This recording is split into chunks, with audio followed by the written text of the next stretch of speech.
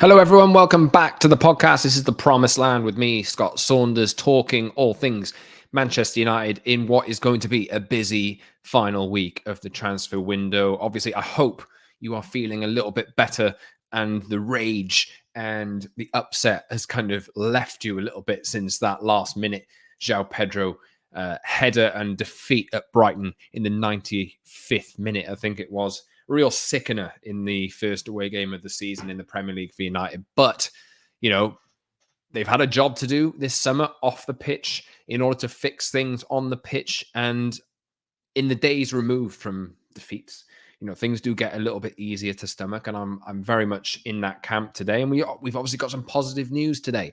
Tuesday, as I record this, Manuel Ugarte is on his way to Carrington to undergo a medical, depending on when you're listening to this. I think it'll probably be announced Wednesday, I would think. But Manuel Ugarte, United's number one target for a number of weeks now, is on his way to Manchester United for 50 million euros down and 10 million euros in add-ons. PSG have wanted all summer 60 million euros flat fee. So United have taken their time and may end up paying that extra 10 million anyway, depending on what the add-ons are. But good news, because you might have wanted Ugarte to be done weeks ago, but at the same time, United have got to show, as I've said on the podcast, that they're no pushovers in the transfer market. And what they have done with this signing is signed two centre-backs, a full-back, and a striker as well as a central midfielder. So all of the positions that were absolutely imperative to be strengthened in over the course of this summer have, with Ugarte's signing, been strengthened. And I think, look, I'll look ahead. Maybe later this week, I'll do more of a deep dive into United's transfer window and how good and how successful it's been. But obviously, I'll touch on a bunch of things today because there's plenty of news to get into, not only with Ugarte in terms of the outgoings. They are important as well. Scott McTominay on his way to Napoli by the looks of it. 30 million euros. A little bit sad, but I'll talk about why I think that's absolutely necessary to do in terms of what United are looking to do at the moment. Hannibal on his way out as well to Burnley. And obviously, Jadon Sancho is still at Manchester United as I speak, with interest from the likes of Chelsea and Juventus. So we'll see what happens over the course of the next few days with him, because I'm sure United would like to raise a little bit more money by getting a player out that they don't. Well, it seems like they just don't want him. So if he stays, if he ends up staying, I'm sure he'll be reintegrated into the team. But I think the fact that he hasn't been in the first two squads of the season so far shows that United are trying to get rid of Jadon Sancho. So we'll see what happens there. But yes, this is the Promised Land podcast with me, Scott. I hope you had a good weekend. I hope you're dealing a little bit more with. I'm definitely getting better at this, by the way. I feel like my chat, ironically, I'm trying to say that I'm getting better at this and I'm stumped for what to say now. But I feel like you get the reps in, and these things are a lot more easier to do after you get more experience and more practice doing things on your own like this. But yes, this is the Promised Land podcast. Please subscribe on Apple, Spotify for audio, and on YouTube as well, the Promised Land and Manchester United podcast, because really appreciate the support from everyone. Had some so nice messages over the last few days, the last few weeks as well. And really appreciate all the support I've been given so far in the last month or so since I've been doing the podcast on my own. But yes, please give me a follow on social as well at @Scott Saunders on TikTok. I've just posted a TikTok this morning about Manuel Ugarte and the tactical issues that I think his signing and the centre-back signings could potentially fix. I'll try and do a longer, more explained version of that video in this podcast. But yeah, follow me on there. Follow me on X as well at @Scott Saunders and Instagram. I've asked a couple of times if you guys could follow me on Instagram, and a good few of you have. So really appreciate that. If you haven't done so already, at @Scott Saunders on Instagram as well. And the link should be in the description of the show. So let's talk all things off field at the moment, because look, United have needed to do a lot of work, and let's be real here. They've not done all the work that needs to be done, but at the same time, Ineos have known coming in that it's going to be absolutely impossible, unless you're living in a dream world, to be able to do everything that they want to do within one summer. So this is going to take a few years in order to get United to the place that they want to be. And defeats like Brighton are just going to happen along the way. Erik Ten Hag is going to be his job. Now that all of the gaps, I think, all of the gaps, barring if there's more injuries, you can't use them as an excuse, but the injuries might hold United back if they do get them. But in terms of what United have done in this transfer window so far this summer, they've signed players who will remedy or will fix or plug gaps in the team that needed to be plugged. So Joshua Zirkzee's come in, scored on his debut, and now funnily denied a goal for Alejandro Garnacho in United's first defeat of the season. I still can't get over that, by the way, but it's a little less raw than it was on Saturday. But he looks like he'll be really effective for United. Nusayr Mazraoui is signed, playing at right back. It looks like he's got all of the abilities to be able to fill in the role that United are going to be using him as maybe a rotational fullback option, maybe an understudy right back to Dalot when Luke Shaw becomes fit again. But with Luke Shaw's injury record, you never know how much he's going to be playing. So Mazraoui might be playing a lot of minutes over the course of the season. They signed 2 centre-backs as well, Lenny Yoro and Matias De Ligt, and Manuel Ugarte will be following as well. Like I say, depends when you're listening to this, but I'm sure that deal will go through now without a hitch. And it's an exciting one, but not in the terms of exhilarating attacking player. But I think this is a player that United have needed for such a long time. So we'll talk about why I'll say high on it. I mean, let's just say I think Manuel Ugarte will fill a role that United need to fill in the tactics that United want to play and that what Erik Ten Hag wants to play as well. And all the players that United have signed so far, I can understand why they've done it from a tactical perspective. And you cannot say that. You have not been able to say that in every summer transfer window over the last decade. Let's just say that. We've had good transfer windows in the past. We definitely have. But that's because United have signed a shiny, expensive player, or because they've signed one of the greatest young prospects in the world. I think back to that summer where United signed Ronaldo, Jadon Sancho, and Rafa Varane, and we thought it was the best thing ever. And obviously, you bring Ronaldo into that and you try and put him in a front line in a pressing system that Ole Gunnar Solskjaer wanted to use, and everything became undone. And Rob and I talked on the podcast at that point about why maybe not everything was so rosy, even though one of United's favourite sons and one of United's greatest ever players had ended up returning to the club.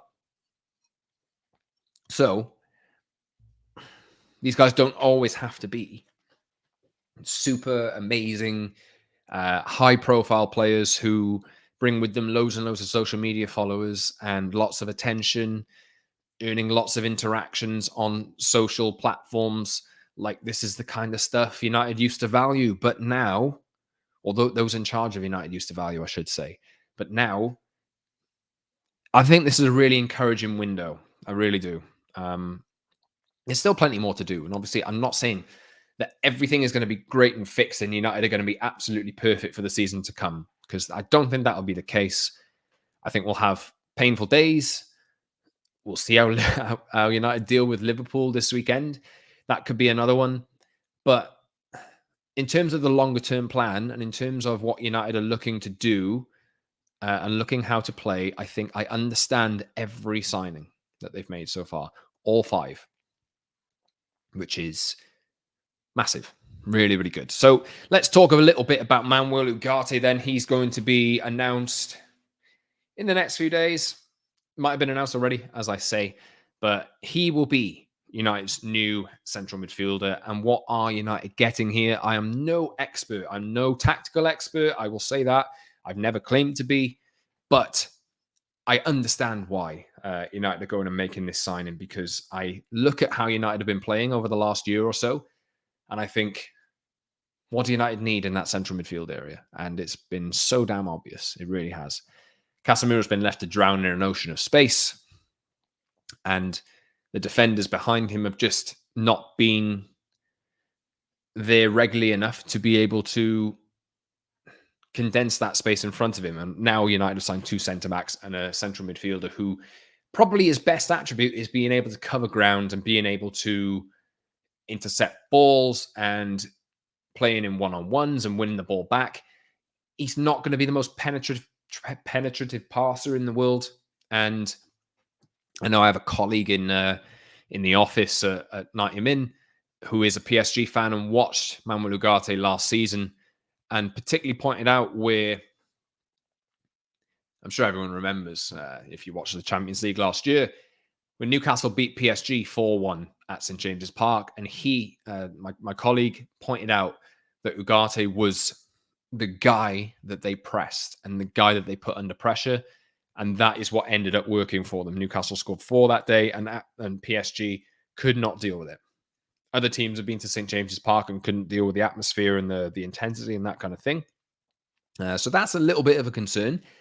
And maybe there are other teams who will do that. United have to go to Newcastle this season. Maybe they use the same plan.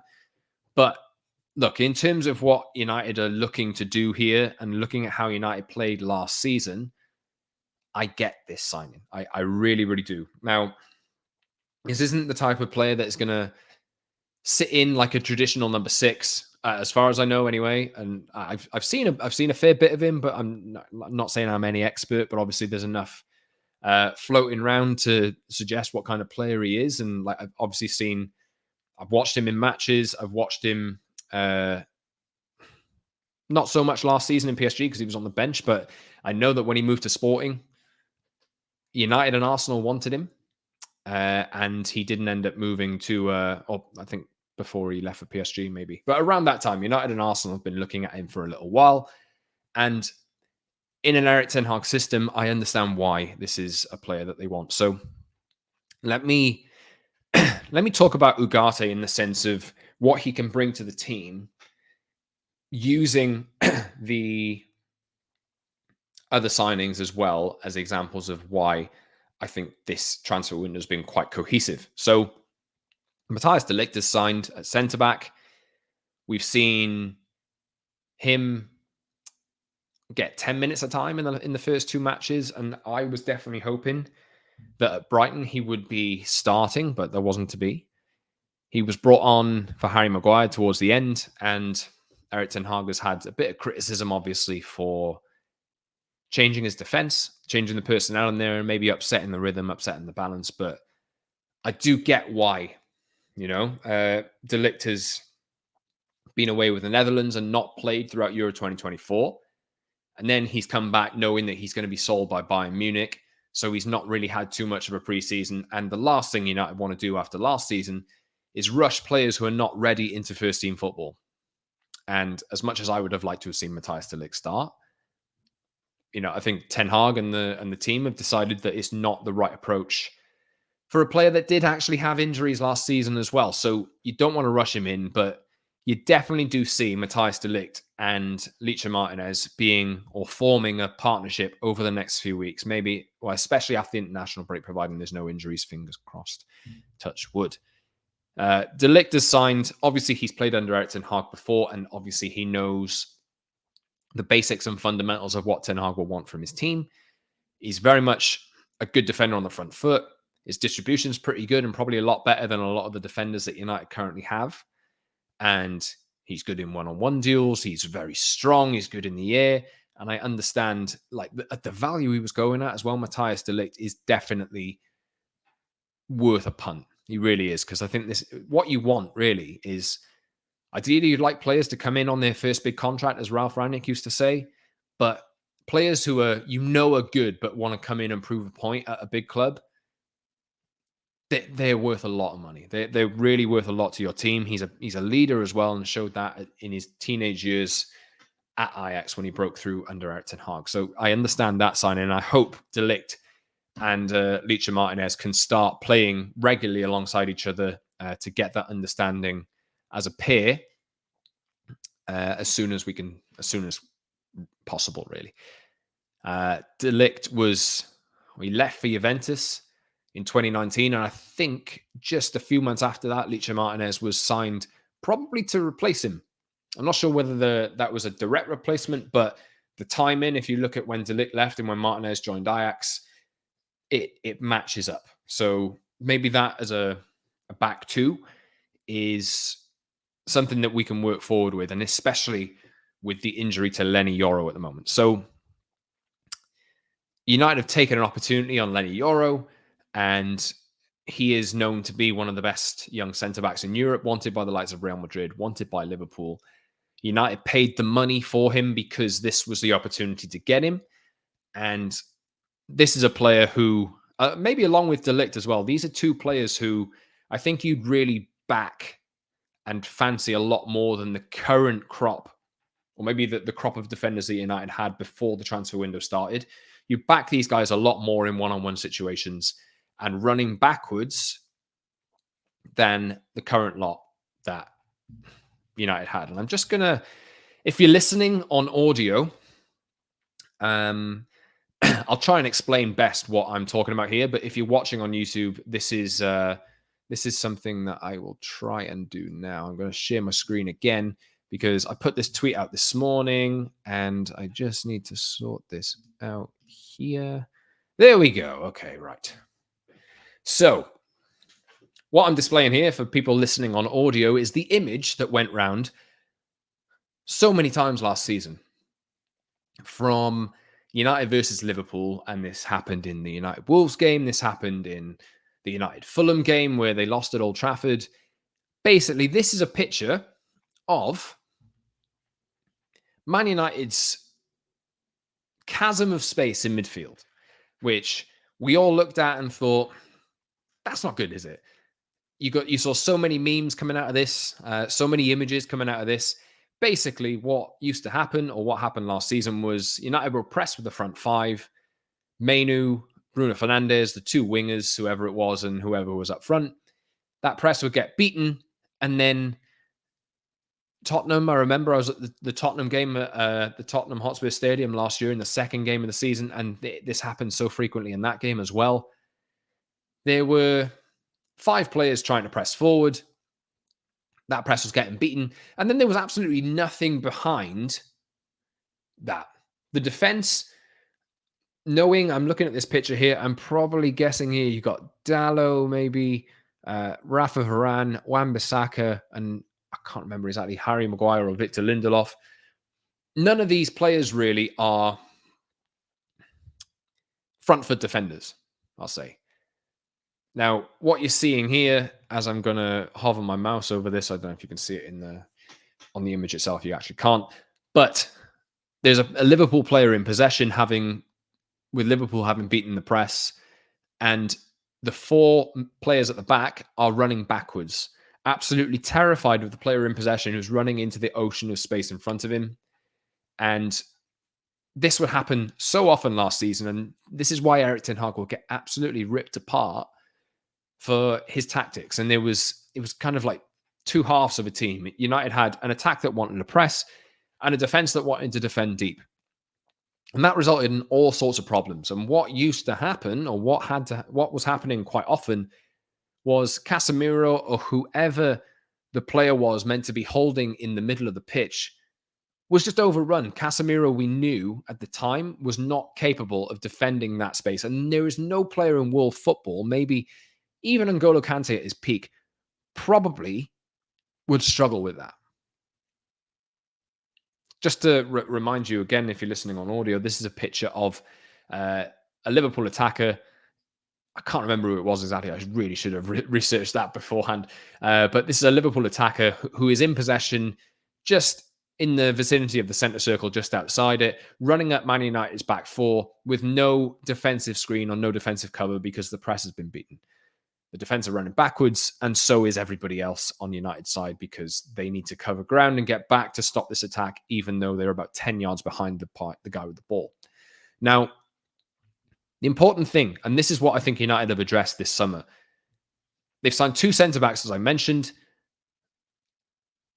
and got Ligt and Martinez back, right? So you might have noticed it throughout the season so far, and it's happened in 2 matches, actually, the first 2 matches. And it's not really worked out for him. But Martinez, in particular, has flown out of centre-back to go and press the ball and been beaten twice.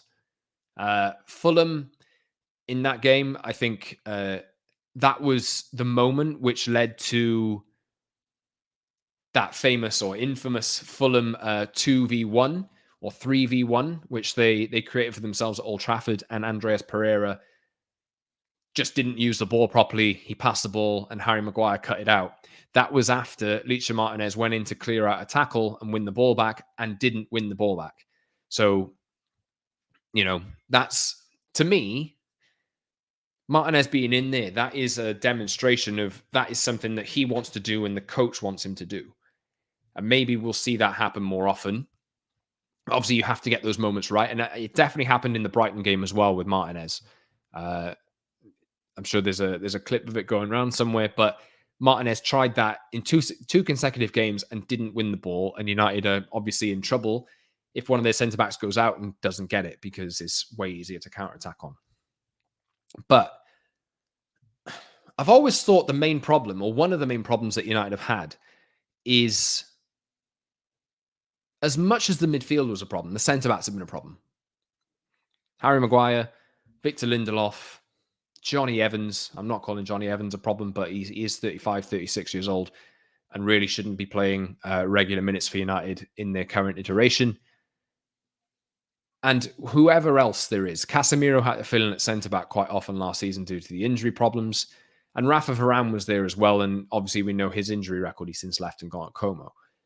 But United have now signed two centre-backs in Yoro and De Ligt. And I think the point of this, with Martinez being back as well, and him being left centre-back, and then one of De Ligt or Yoro maybe playing right.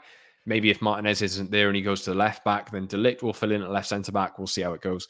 I touched previously as well on how I think United still want another left centre-back, namely somebody like Jared Branthwaite, to come in as being the rotation option or the backup to Lich Martinez at left centre-back. I think centre-back has been a massive, massive problem for United. And when you saw Martinez and Varane play together last season, like in the FA Cup final, they invariably played well, but United would sit a lot deeper.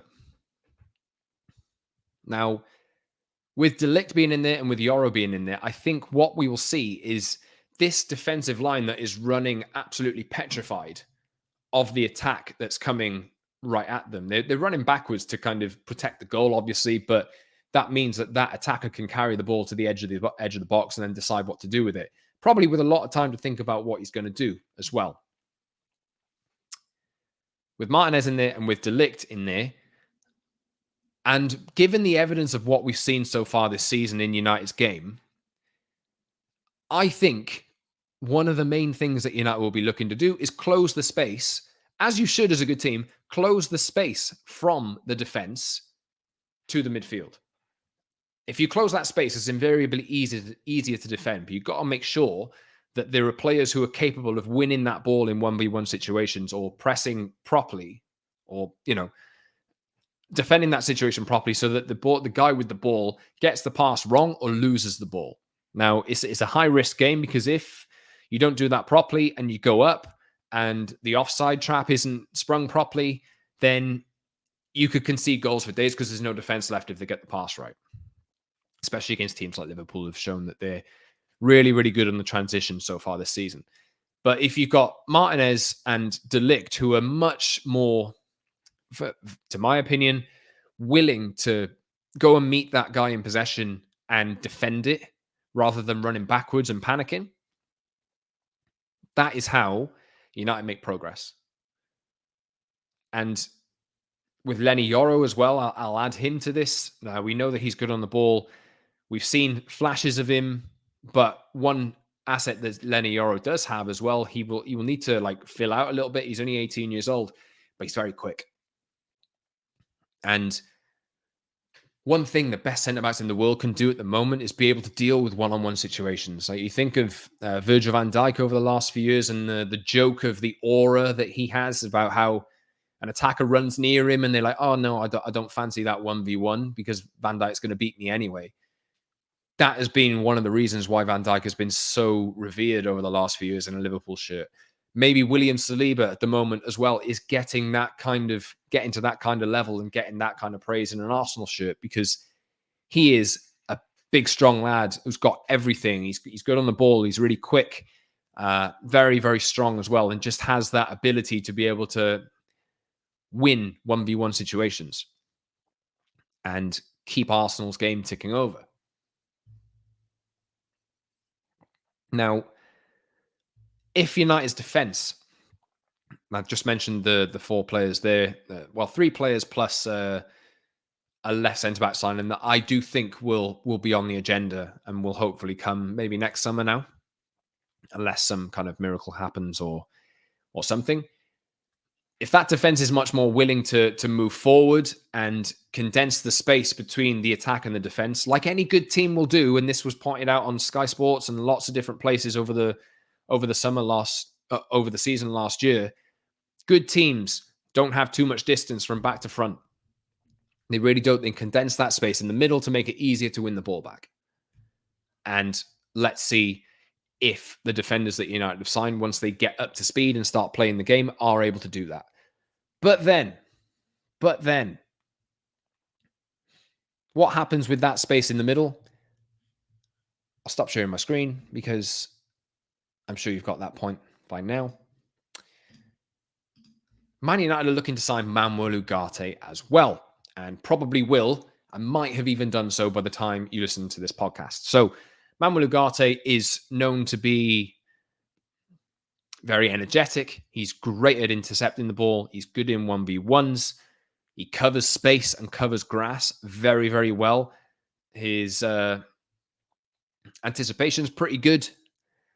And this is probably the case of a player who's like 23, 24 years old and is one of the, I won't say best in world football, because I think that's maybe overselling him a little bit, because he still has plenty of space to go. But maybe the archetypal defensive midfielder in world football at the moment, in terms of like being able to cover all that ground and being able to mop up situations. And yes, you probably want him to be able to be better with the ball and better in possession.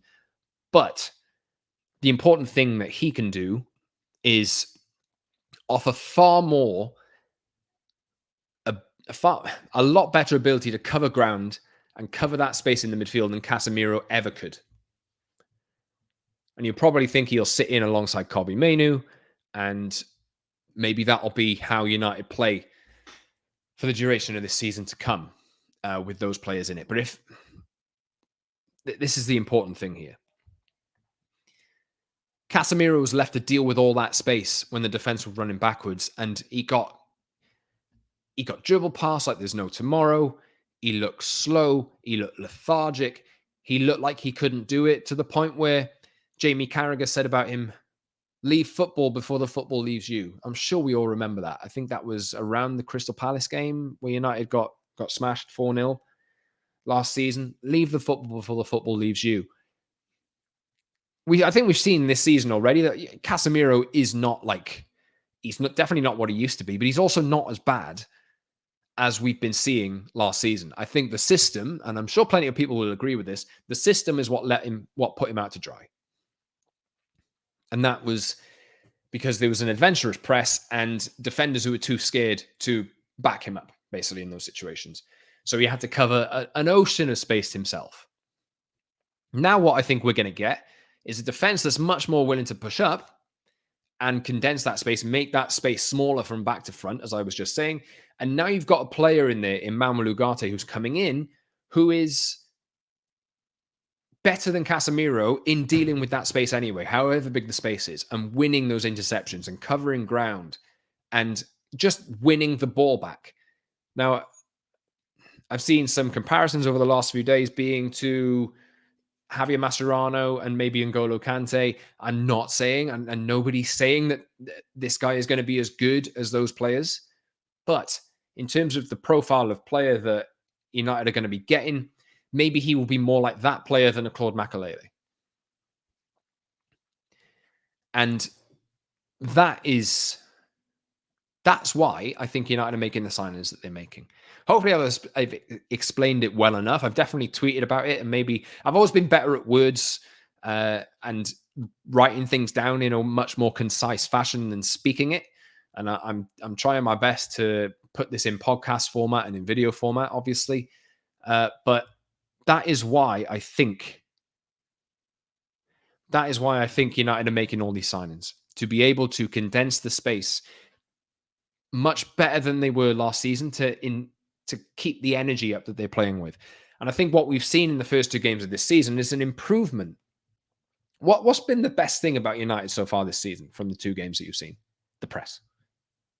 Absolutely. Unquestionably, the press has been the best thing that you've seen about United in the first two games. Much more cohesive. And that's what I wanted to talk about after the Brighton game the other day, but United ended up losing a goal, 90 plus 5. It is what it is. But that's what United want to do. That's how United want to play under Erik ten Hag, I think. And the signings that they have made should make the gaps that we saw in that Erik ten Hag team last season disappear. The first two games of the season have shown that in patches and much longer patches as well, I'll say, especially with Mason Mount on the pitch, that United have learned what they want to do. And maybe from Erik ten Hag's side as well, he was trying to do it with one central midfielder last season. He's now playing more of a 4-2-4 with Mason Mount and Bruno Fernandes as the 10s, or like the players who press from the front. Two players who are alongside each other in midfield in Kobbie Mainoo and Casemiro, and then two wide players. So maybe he has reneged in a sense and is much more willing to play with two in there rather than one.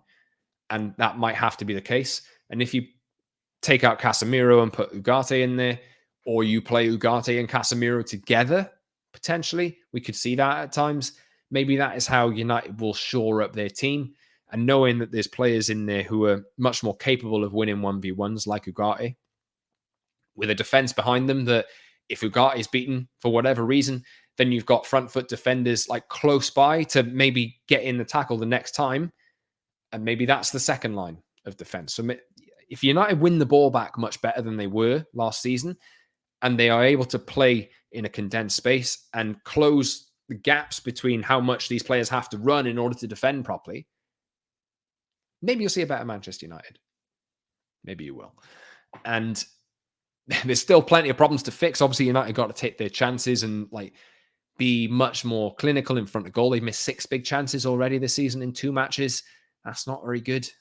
But if you can get better in out of possession and win the ball back a lot quicker, you probably conserve energy and are able to use that energy more on when you have the ball.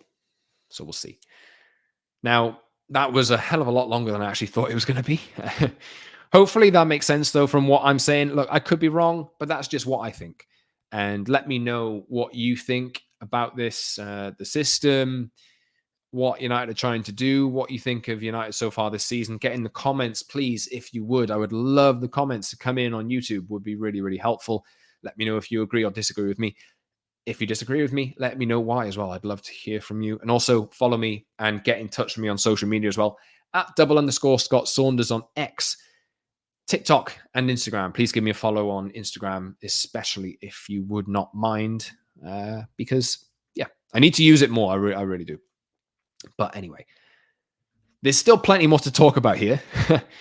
And maybe I'll touch on the transfer window on the whole closer to the deadline, because Hannibal's on his way out, going to Burnley for 9.5 million.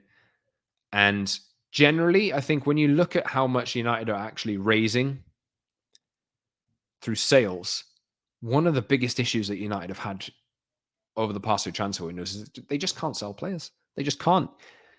And while you may say that some of the fees that they've got for some of the players that they're selling aren't very good, you just, at some point when you're in a weak position, you just really have to temper your expectations a bit and just take the losses or take the hits in order to build yourself back up, to create that PSR space that you need to create in order to reinvest. And then once you make progress on the pitch and once you have more players within your team that are able to execute the style of play the manager wants, once the team is playing better, maybe down the line you'll be in a better position to sell players. And maybe down the line you'll stop paying players 350k a week to come in and do a job for a year, because they're definitely difficult to shift. And Chelsea are finding that with Raheem Sterling at the moment. We'll see what happens there. He's been linked with United this week, but Not for me. The last thing we're talking, well, just to mention Jadon Sancho and Raheem Sterling, there's been talk about a potential swap between Chelsea and United over Sancho and Sterling. And I think the last thing, as much, I think Raheem Sterling has got a difficult, he's a difficult rap for a lot of his career. I think he's been a lot better than people have made out. And he's had a very good career, very successful career, and won a lot of titles with Man City. But at the same time, I think a lot of the goals he scored for Manchester City were down to the system his coach created. A lot of the goals he scored were tap-ins at the back post. And Manchester City like to get the ball to the 6-yard box, cross it across, and then take everyone out of the game with somebody at the back post to tap it in. See that goal so many times scored by Pep City, and Raheem Sterling scored a lot of goals through that method of play, where he effectively couldn't miss. But his instincts in front of goal just don't, when he's got time to think and when he's got time to pick his spot and stuff, invariably, and you saw it at Chelsea a lot last season, I think he had like 3 one-on-one moments in Chelsea matches and didn't pass or didn't take the chance on 3 occasions. And the last thing I think this United attack needs is another player like that. So we'll see how it goes. I mean, whatever happens with Jadon Sancho, I think that is going to be one that's going to go closer to the deadline, probably. And we'll see how that goes. If Juventus or Chelsea can come up with the right deal, we'll see. But I just did want to dedicate the last few minutes of this to Scott McTominay, who is on his way out. It's a sad one. Scott McTominay to Napoli is happening. I'm just bringing up a tweet from David Ornstein as well, which has just gone out as I've been recording this. Bear with me 1 second. Scott McTominay's moved from United to Napoli, now down to finalising personal terms between United midfielder and Napoli. Not flying yet, but subject to agreement on contract. He will travel for a medical ahead of his proposed switch, and he's expected to travel today. David Ornstein has said earlier as well. £25 million with a sell-on clause. How much United will get from that sell-on clause, I'm not sure. But look, 30 million euros is... United could have got more for him if they'd have sold him last summer. I think they had a £30 million offer from West Ham. But McTominay is potentially, and I have a colleague, Jamie Spencer, who writes for United as well. I've known him for a long time, and he's pointed out this morning, McTominay is potentially the 4th most expensive player United have ever sold, which is mad. Absolutely mad. There's a bunch of players around 25 million, depending on add-ons. That's crazy. United should be selling a lot better than that, but it does go to show how important this sale could be in a PSR sense, right? Obviously, you don't want to boil down players to their worth on PSR because that is entering Chelsea territory, and United have always prided themselves on being perhaps the best, one of the best clubs, certainly, for their use of their academy and the progression of academy players to the first team. They're one of the best in the world at it, and they've had an academy player in the first team squad since the 1930s, which is a record that is unbelievable, absolutely unbelievable. But the way that football is at the moment, the way United's position is, I completely get how people look at Scott McTominay and think he absolutely loves the club and I don't want him to leave. And I get that is absolutely valid. I think United probably would have preferred to sell someone like Casemiro, probably, rather than McTominay this summer. But I think long-term anyway, I don't think the profile of player that Scott McTominay is necessarily fits in with the style of play that United want to play under Erik ten Hag. And it's a shame. But that's why I think it's the right call. And obviously, Fulham have been interested in McTominay and gone for Sander Berge instead. But McTominay is getting a move here. If he accepts it, that is. As I record this, I'm still not sure if he's going to accept it. But it's looking likely that it'll happen. And Napoli is a great move for him. It's a really, really good move for him. So I think this is a deal that suits all parties. McTominay gets to join an absolutely massive club, try a new challenge in a different league. And better himself under a really, like, as much as you want to rinse Antonio Conte, a very, very good, very proven coach at the top level. And we'll see what he can do with Napoli this season. But McTominay in Serie A, I think it can work. And obviously, I'm sure everyone wishes him all the best. But if this rebuild is to work and this evolution under Ineos is to work, not every decision that they make on buying players and selling players is going to be a popular decision, especially sales. They're not all going to be popular decisions, but hard decisions have to be made if United are to progress, because we've seen over the past few years that United are just not very good at signing players. They're just not very good at it. And this summer has been a massive departure from that. As much as they've taken undervalued deals on a few players, they are doing the right thing, and they have raised a hell of a lot of money, over £100 million, I believe, or over 100 million euros, which will do wonders for United and their freedom in the next few years in PSR terms. And they've also spent a lot of money as well, which is, I think they probably spent more than we thought they would have at the start of the summer. But it's been a really difficult transfer window to navigate for Ineos and for Dan Ashworth and for Omar Barada and everybody who's responsible for this, and Jason Wilcox. But as it stands now, once Ugarte goes through, providing it does, touch wood, and once McTominay leaves, I think we can look at this transfer window and think they've done a really good job so far. A really, really good job. While I'm not saying that this is by any means done or any means complete, there's definitely a hell of a lot more work to do. But in terms of a first summer window, in terms of what you want to see from United, in terms of moving from the malaise that they've been in to more towards a tactical identity, all the transfers that United have made so far this summer, and including Ugarte in that, makes sense from a tactical perspective. What United will need to do in the future is find more players from their academy, train them up to play in the system that they want to play. The game model, as has become popular, playing the game model that the club want to play.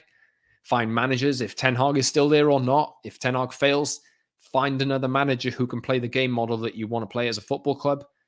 Bring players through your academy, and also look at other players from other academies, in different parts of the world, who can potentially come in and join that, and also find players who, in future transfer windows, who can either raise the level of the first team by, if United can find a better player in 2 years than Manuel Ugarte, who is good on the ball as well and does that job as well, then maybe that's how you move on. But also creating depth with players who are like for like,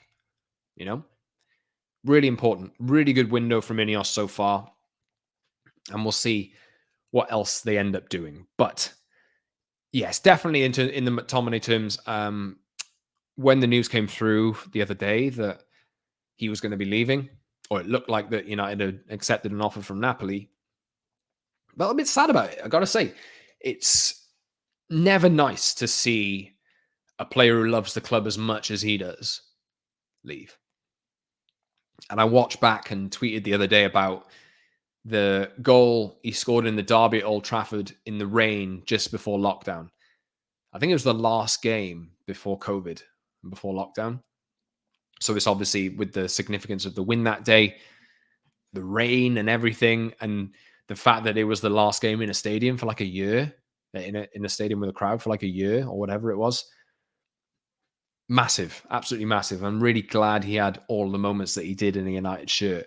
But I obviously wish him all the best and hope he really does well in Italy. But at the same time, it's fine to say this move had to happen. It's football, it's business, and that's the way that it is. And if United are to start succeeding, they have to take difficult decisions on players that might be popular. And that's just kind of how I feel on it. But look, I'll be back for another episode before the Liverpool game, maybe after the transfer window closes, to look ahead to that and talk about United's transfer window on the whole, if anything else major happens. But yeah, hope you've enjoyed this today. I've been trying to break down some what my interpretation of what I think United are trying to do with their signings versus their tactics. Hopefully it makes sense. Let me know if it doesn't. Let me know if I'm wrong.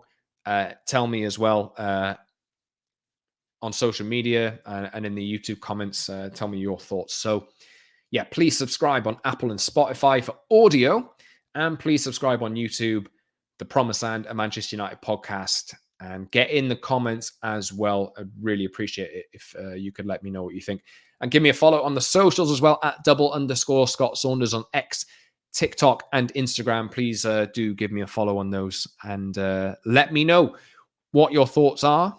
And keep in touch. Really appreciate all the support from everyone. I'll be back later this week, probably around the end of the transfer window, to reflect on the transfer window as a whole. Maybe like I just did, but with a little bit more focus on some of the players that are leaving. But let's see. Manuel Ugarte looks like he's on his way to Manchester United to join 4 other players that have signed so far. I'll be back soon, everyone. This has been Scott from the Promised Land podcast. Until next time, thanks for watching and thanks for listening.